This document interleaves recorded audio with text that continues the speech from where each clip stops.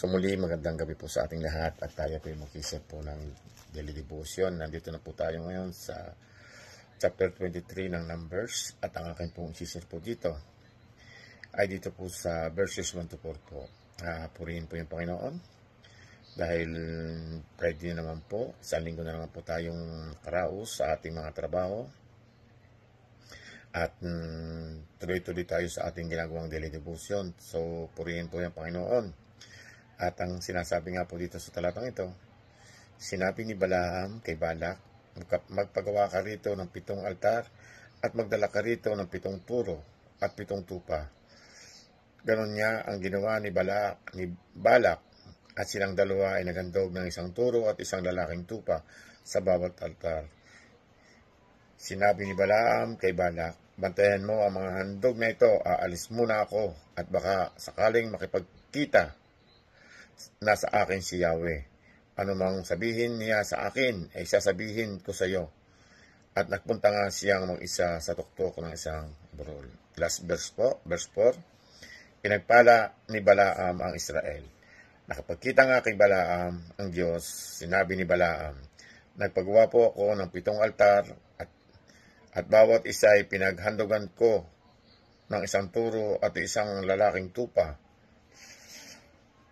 Purihin po ang Panginoon sa pagkabasa po ng banal na salita.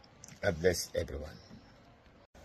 Magandang gabi po sa ating lahat at muli tayo po yung mag-share sa ating daily devotion sa Numbers chapter 23 verse 5 hanggang 8. At nilagyan ng Panginoon ng salita ang bibig ni Balaam at sinabi, bumalik ka kay Balak at ganito ang iyong salitain.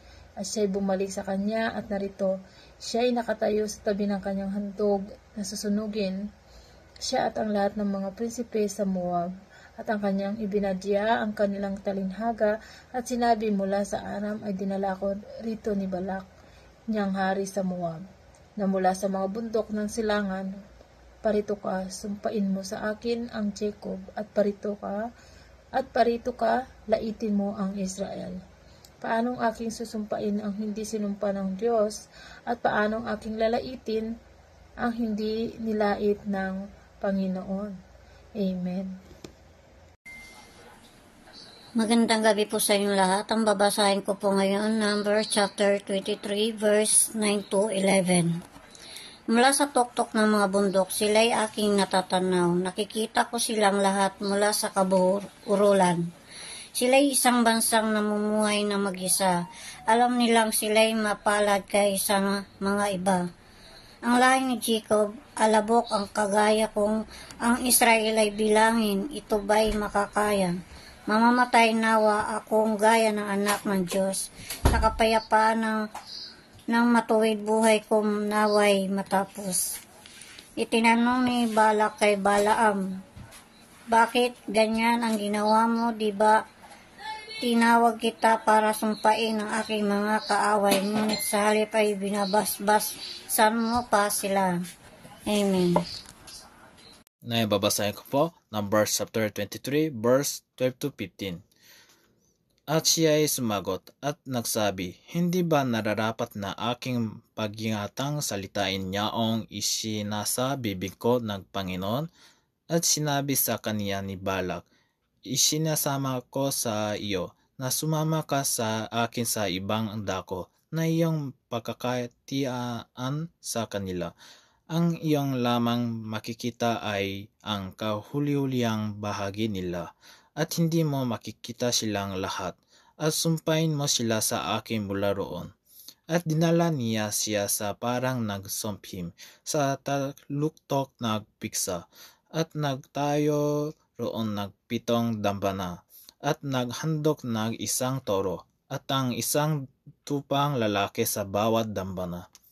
At kaniyang sinabi kay Balak, tumayo ka rito sa dabi na iyong handog na susungin samantalang aking sinasalubong ang Panginoon doon. Amen. Magandang gabi po sa ating lahat. Ang aking isisyon ngayon ay makikita sa Bilang chapter 23 verses 16 to 18. Ito po ang nakasulat. pagkalayo niya ng kaunti, nagpakita si Yahweh sa kanya at sinabi kung ano ang dapat niyang sabihin kay Balak. Pagbalik niya, nakita niya si Balak at ang mga pinunong kasama ito nakatay sa paligid ng handog. Tinanong siya ni Balak, ano ang sabi ni Yahweh? Sinabi ni Balaam, makinig Balak, dinggin mo ako, anak ni Sipor, may sasabihin ako sa iyo. Yun lang po, maraming salamat. God bless. Magandang gabi po. Ang babasahin ko po ngayon ay Numbers chapter 23 verses 19 to 21. God is not a man that he should die, nor a son of a man that he should change his mind. Does he speak and then not act? Does he promise and not fulfill? I have received a command to bless. He has blessed and I cannot change it. No misfortune is seen in Jacob, no misery observed in Israel. The Lord their God is with them. The shout of the king is among them. Magandang gabi po sa ating lahat ulit. Ako po ay magbabasa ng Bible verse para po kay Mark. Kasi po busy po siya. So ako po yung magbabasa. So yung verse 22 to 24 po. Numbers chapter 23. Sabi po dito, God brought them out of Egypt. They have the strength of a wild ox. There is no divination against Jacob, no evil omens against Israel. It will now be said of Jacob and of Israel, see what God has done. The people rise like a lioness. They rouse themselves like a lion that does not rest till it devours its prey and drinks the blood of its victims. Yun lang po. Thank you po sa lahat. God bless po ulit. Magandang gabi po sa ating lahat. Ako po ay magbabasa ng Bible verse na nanggaling po sa Numbers chapter 23 verse 25 to 27. Ang sabi po dito, Then Balak said to Balaam, neither curse them at all nor bless them at all. Balaam answered, Did I not tell you I must do whatever the Lord says? Then Balak said to Balaam, Come, let me take you to another place. Perhaps it will please God to let you curse them for me from there. Yun po yung sabi sa verse 25 to 27. So yun po. God bless po sa ating lahat. Salamat po. Magandang pagpapalang gabi po sa ating lahat. At ang babasahin ko ay matatagpuan sa Bilang chapter 23 verses 28 to 30. Sabi po rito, at magkasama silang nagpunta sa tuktok ng Peor, kung saan natatanaw nila ang ilang. Sinabi ni Balaam kay Balak, magpagawa ka rito ng 7 altar at magpakuha ng 7 toro at 7 tupa. Gayon nga ang ginawa ni Balak. Bawat altar ay hinandugan niya ng tig-iisang toro at tig-iisang lalaking tupa.